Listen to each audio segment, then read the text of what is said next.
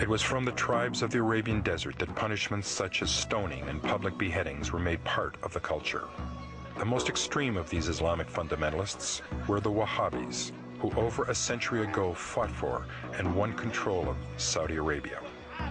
Imposing a puritanical form of Islam on all Muslims under their control, they ruled with a seemingly unshakable reign until one now almost forgotten event occurred, which today is resonating in Western culture.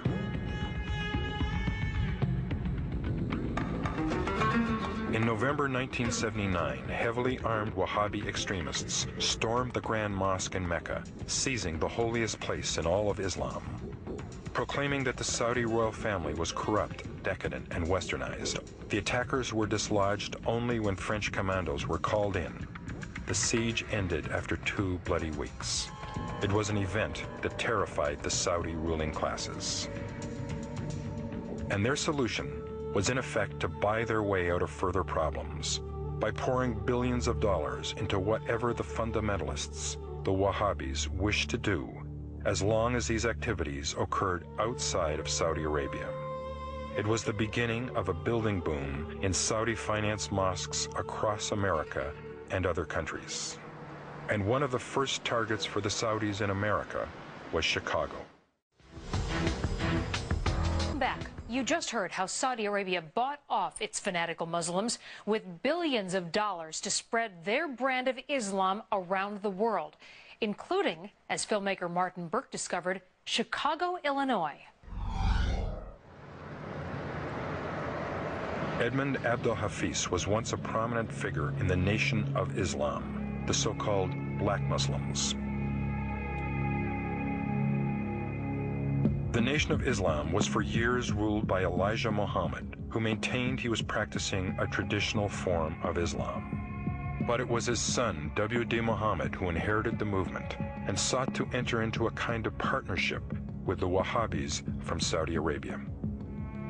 In the mid-1980s, Edmund Abdel Hafiz was an assistant to W.D. Muhammad at a meeting in Los Angeles, where a high-ranking official from the Saudi Arabian embassy in Washington approached them.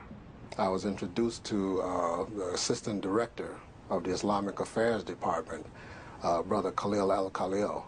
That was, from my understanding, the first time of Wahhabi influence or monies coming from Saudi Arabia to what was earmarked to, quote-unquote, help us as a community. Khalil al-Khalil represented the Islamic Affairs Department of the Saudi Arabian Embassy in Washington, a post that was in effect the direct arm of the Wahhabi clerics in Riyadh and Mecca. After the Los Angeles meeting, he traveled to Chicago, where Edmund Abdel Hafiz was opening a new mosque. We actually became like friends. We saw each other so often. They told us that they wanted to use Imam W.D. Muhammad's community to help to establish Islam in America.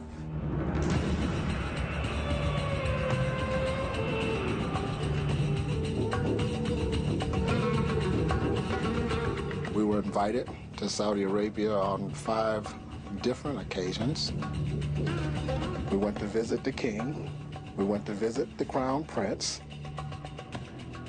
The king's right-hand man asked us what was it that we needed, because they told us, they said, we're here to make sure that you get whatever you need for your efforts in Dawah in America. Dawah in America, which loosely translates from the Arabic into the conversion of the Americans to Islam, in this case, the Wahhabi form of Islam. They began to give him monies. I don't know exactly how much, but I believe the last figure I heard was somewhere around $1 million to get everything started. We established one mosque with their money in Chicago. Those monies given to us by the Saudis. And the Saudis, they told us to find a place, Khalil al-Khalil, find a place, don't worry about what it costs, and just let us know and we'll get it for you. Did you ever see the checks? For this? Yeah. Oh, yes, absolutely. They were given to me.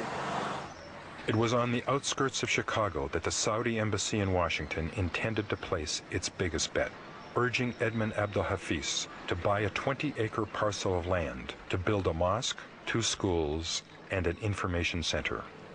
I wasn't sophisticated enough to pick up actually what the Saudis represented, that this was Wahhabi influence. They wanted me to do 4 more, just like that one in Chicago. They were very pleased with the outcome, how it looked. That's on the surface of what he was saying. I had no idea that maybe behind the surface they were trying to establish some centers for Wahhabism.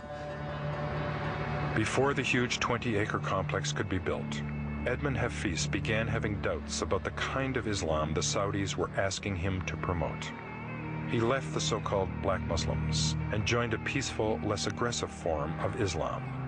Immediately, the Saudis ceased all contact with him and put their money into other projects as they built mosques across America, Europe, and Canada.